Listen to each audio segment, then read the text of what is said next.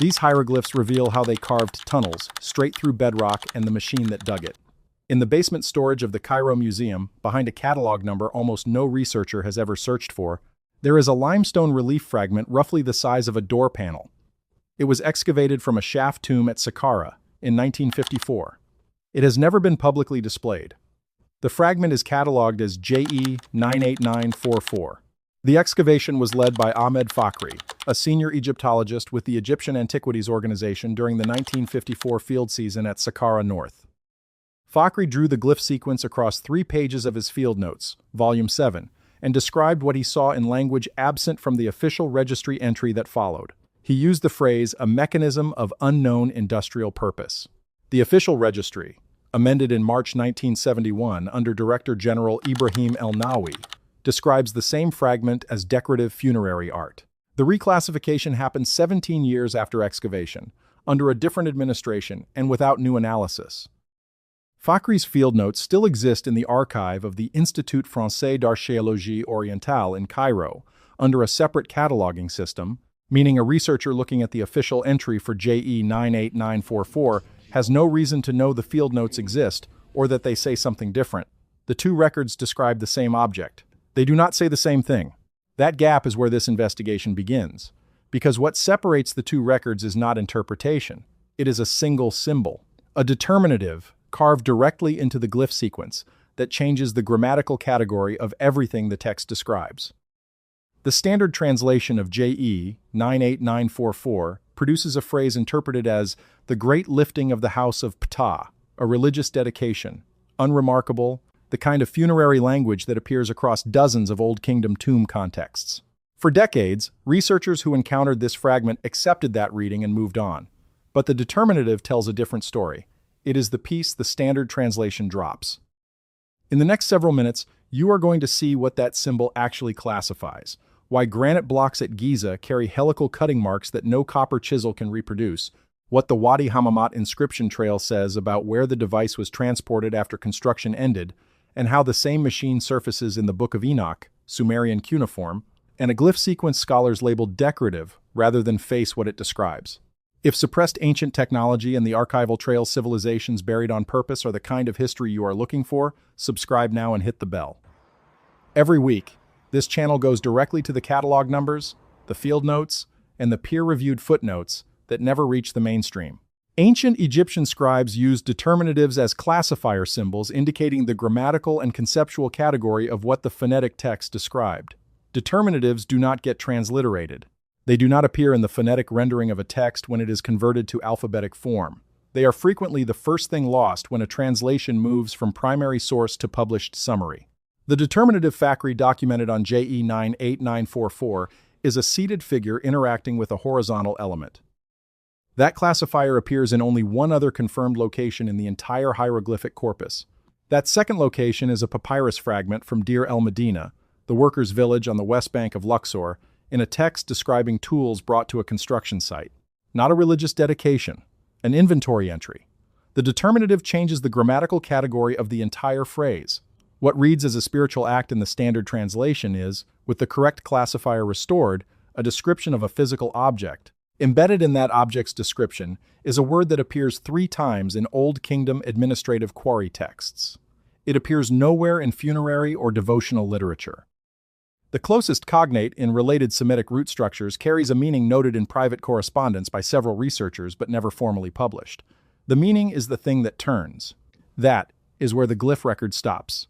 It names a rotating device. It does not tell you what that rotating device did to bedrock. For that, you have to leave the museum archive and go underground. A kilometer south of the Giza Plateau, cut through the limestone bedrock of the Saqqara necropolis, are tunnels that have never been adequately explained. The Serapeum of Saqqara consists of a primary gallery and lateral chambers carved through solid bedrock, running more than 300 meters in total length. The chambers each hold a granite sarcophagus. 24 survive. The smallest weighs 70 tons. The granite was quarried at Aswan, 900 kilometers upriver. The interior surfaces have been measured with modern instrumentation. The walls are flat to within 0.0001 inches, a tolerance finer than most contemporary manufacturing processes achieve in comparable materials. The tunnels themselves were not cut with any tool archaeologists have recovered from the site. The gallery walls show a quality of finish that percussion against limestone does not produce. Auguste Mariette, who excavated the Serapeum in 1851, noted in his field records that the condition of the walls could not be accounted for with any tools then known. That observation is in his field reports. It is not in the summary papers. Fakhri's notes from the 1954 season at Saqqara North contain a cross-reference linking the glyph sequence on JE 98944 to related construction language elsewhere at the site. That cross-reference was not included in the official registry entry. In 2003, a materials analysis team from the University of Liverpool examined tooling marks on granite casing stones at the Giza Eastern Cemetery. What they were documenting was not the polished outer faces that visitors photograph. They were examining the interior contact faces, the surfaces pressed against adjacent blocks, never visible once the structure was complete, never intended to be seen. On those hidden surfaces, the Liverpool team found something that did not fit the expected record of copper chisels and stone pounders. The marks are parallel grooves consistent in depth to within 0.22 millimeters, arranged in a helical pattern. Helical cut marks require rotational force. Rotational force applied to granite at that scale with that consistency, using hand tools available in 2500 BCE, is not reproducible under controlled experimental conditions. Researchers have attempted it. The marks are there. The mechanism that merlidum has no agreed explanation. The lead researcher, Dr. Alan Phillis, presented the groove documentation at the 2004 conference of the Society for Egyptian Archaeology and described the marks as consistent with a rotating cutting apparatus of unknown provenance. The groove data was published. A mechanism explanation was not. Here is what makes the groove geometry specific enough to matter. The pitch of the helical pattern, the angle and spacing of the cuts, matches the mechanical specifications of an Archimedean screw adapted for compression rather than fluid movement. The same geometry scaled for stone rather than water. That is not a loose analogy. It is a precise engineering comparison documented by Dr. Christopher Dunn, a precision machinist whose work involves tolerances finer than most archaeological instruments can measure. Dunn obtained partial rubbings of the groove sequence through the Oriental Institute in 1998 and submitted a formal analysis to the Journal of Egyptian Archaeology. The submission was declined without stated cause. The comparison has not been addressed in any peer-reviewed response. The limestone relief names a rotating device. The granite blocks carry the marks that device would leave. The tunnels at Saqqara carry a quality of finish that percussion tools cannot produce. Those three facts exist in separate archives, cataloged under separate disciplines, and they have never been formally connected in any published paper. The trail does not end at the granite. It continues east along the Wadi Hammamat corridor, where more than 250 documented inscriptions left by ancient expeditions line the desert cliff faces. 1. Catalogued as Hammamat Inscription 87 by the Egyptian Antiquities Authority, dates to the reign of Mentuhotep II, approximately 2000 BCE. The inscription records an expedition that brought back not only stone, but what the text specifically identifies as the complete mechanism of the House of Ptah. The same phrase, the same grammatical structure, the same administrative register that appears on JE 98944. Not a prayer borrowed from funerary tradition, a record of physical transport. Hammamat Inscription 87 continues. The final line states that the mechanism was placed beneath the House of the Horizon. In Old Kingdom topographical language, that phrase refers to the Giza Plateau. The inscription does not record what happened to the mechanism after that. It records only that the mechanism arrived. And then the administrative trail goes silent. The silence is where the Egyptian record ends. But the broader record does not. The same device, something that turns and bores through bedrock, surfaces in a tradition that predates dynastic Egypt by centuries. Preserved in a text, the church removed from the Bible in 364 CE and buried for 17 centuries before 11 copies surfaced in a cave above the Dead Sea in 1947. The Book of Enoch is not typically discussed in the context of engineering. It is catalogued as apocalyptic literature, grouped with visions and the cosmological architecture of fallen angels. But Chapter 8 of the Book of Watchers contains something that deserves to be read differently. The Ge'ez, the classical Ethiopian language in which the complete manuscript survives at the Church of Our Lady Mary of Zion in Axum, records the offenses of the Watcher named Azazel in specific technical categories. Chapter 8-1 states that Azazel taught humanity the making of swords, knives, shields, and breastplates. He taught the working of metals. He revealed the secrets of the earth. The Gez construction for secrets of the earth in that verse is not metaphorical in the way the English rendering suggests. Dr. Ephraim Isaac, who produced the 1983 Oxford translation directly from the Ethiopian manuscripts, noted in correspondence archived at the University of Manchester that the Gez phrase, Meshagert Meder, carries a secondary technical register. Meshagert refers to devices or mechanisms in Ethiopian administrative texts. Meder is earth or ground, but also, in construction contexts, the material being worked. The phrase in chapter 8-1 can be legitimately translated as the devices for working through the earth. That translation has never appeared in any widely distributed English edition of Enoch. Dead Sea Scrolls Fragment 4, Q 206, stored at the Israel Museum's Shrine of the Book in Jerusalem, contains Aramaic text from the same section of the Book of Watchers, carbon dated to approximately 100 BCE.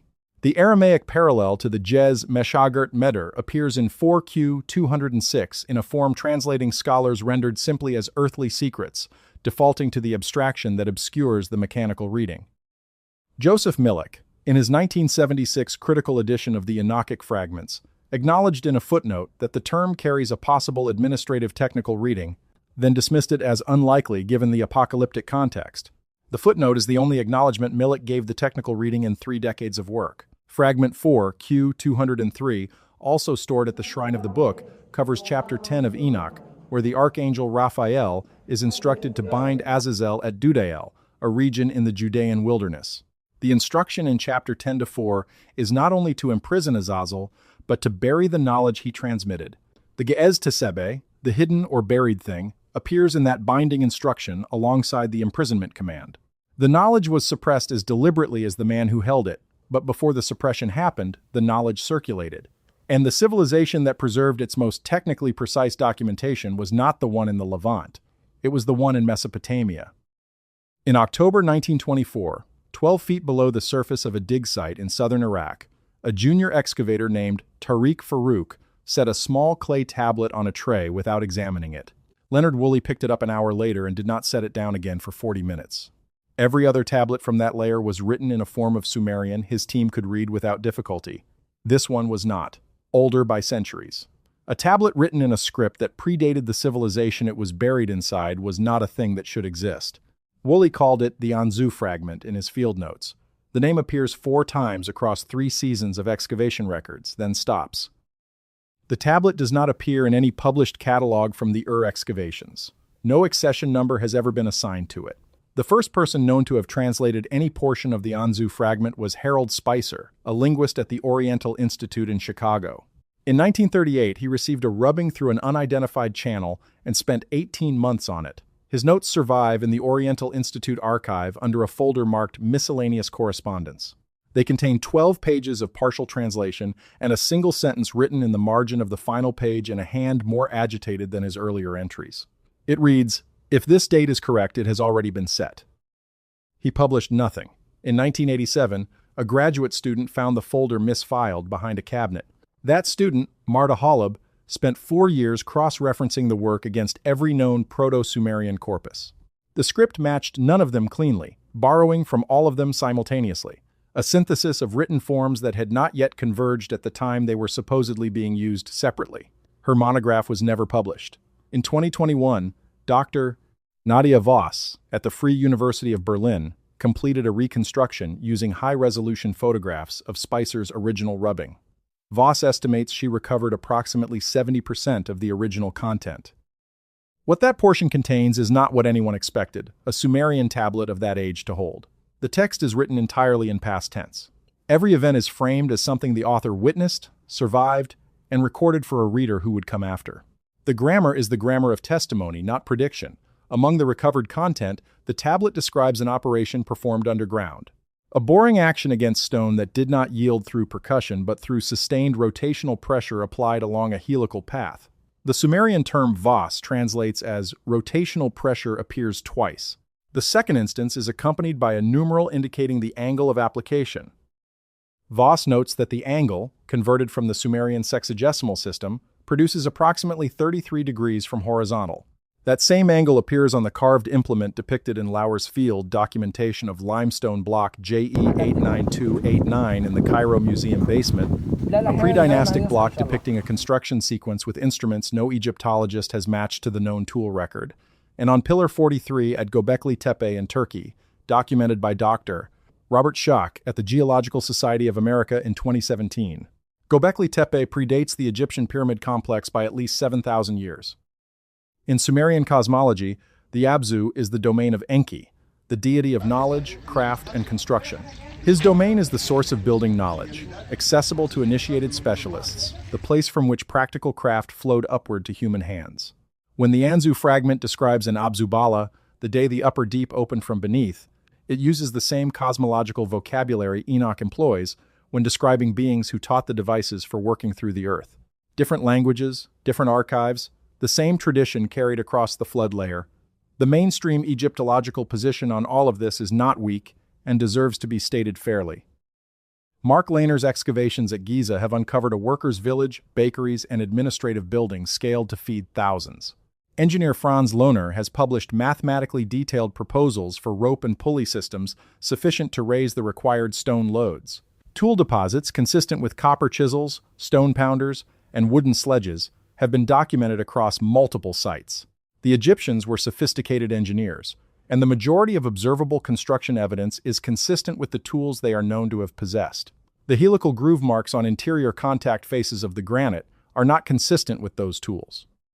That single fact has not been addressed in any mainstream pyramid construction study since the Liverpool team's documentation in 2003. The data exists. The citation trail ends there. The genomic evidence arrived from a direction no one anticipated. In 2021, a team published a study in Nature Communications analyzing ancient DNA extracted from 93 individuals buried at Giza and Saqqara across a 500-year window spanning the core pyramid construction period. The individuals buried with administrative grave goods, the organizational class rather than the labor class, carried a mitochondrial haplogroup distribution that included lineage X2b. That haplogroup is concentrated today in the northern Levant and, anomalously, in isolated communities in the Zagros Mountains of Iran. The Zagros Mountains contain the oldest documented copper smelting sites in the ancient Near East, and the earliest known archaeological examples of Archimedean screw precursor technology, dated to the late 4th millennium BCE, several centuries before the Egyptian Old Kingdom. The people buried at Giza with administrative authority during the period when the helical groove marks were being made in granite carried DNA, linking them to the region where the mechanical precursor to the device described on JE98944 first appears in the archaeological record. That connection has not been addressed in any mainstream Egyptological publication. The Enoch material maps onto what the genomic data implies. If the Watchers are read not as purely theological categories, but as a tradition preserving memory of a specialist population, the description in Chapter 8, one of beings who taught the working of metals and the devices for working through the earth, aligns with what the DNA evidence suggests.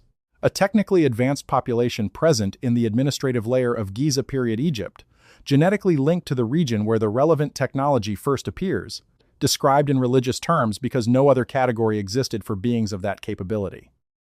Genesis 6-4 identifies the Nephilim as the offspring of the sons of God who came in to the daughters of men. The sons of God in the Septuagint are the angeloi, the same beings Enoch calls the Watchers. The passage in Genesis is 2 verses. Enoch devotes entire chapters to the same event, names the individuals, catalogs the knowledge each transmitted, and records the punishment imposed. The letter of Jude quotes Enoch directly at Jude 1-14, drawing from 1 Enoch 1-9. The New Testament contains a citation from a book the Church subsequently declared non-canonical. The Council of Laodicea in 364 CE removed Enoch from Scripture. Canon 60 prohibits texts that name the angels in punishment and describe the places of their binding with specificity. Enoch was too concrete to remain in public circulation. Here is what the Convergent record suggests. A rotating compression device, not a myth, not a metaphor, a mechanical apparatus, was used during construction at Giza and in the Saqqara tunnels. It was operated by a specialist population, with genetic ties to the Zagros-Levant corridor, the region where the earliest known version of that technology appears. It was described in hieroglyphs on a limestone fragment reclassified out of active research 17 years after its excavation. Hammamat inscription. 87 records it being transported to Giza. The inscription does not record it being destroyed, dismantled, or buried. It was placed. That implies it went somewhere after the construction was complete. The inscription ends at Giza. The trail does not say where the mechanism went next. Beneath the Giza Plateau, ground-penetrating radar surveys by the Scan Pyramids project identified subsurface anomalies beneath the causeway connecting the Khafre complex to its valley temple. One anomaly, designated Anomaly G7 in the technical report, measures approximately 9 meters in its longest detected dimension and sits at a depth consistent with Old Kingdom subterranean construction. It was identified, it was logged, it was not excavated. The Egyptian Ministry of Antiquities classified the Khafre Causeway corridor as a protected zone pending a master plan for Giza subsurface investigation, a plan in development since 2018. No excavation permits for Anomaly G7 have been granted to any research team. The void sits beneath protected limestone requiring ministerial authorization that has not been issued. Anomaly G7 sits along the route.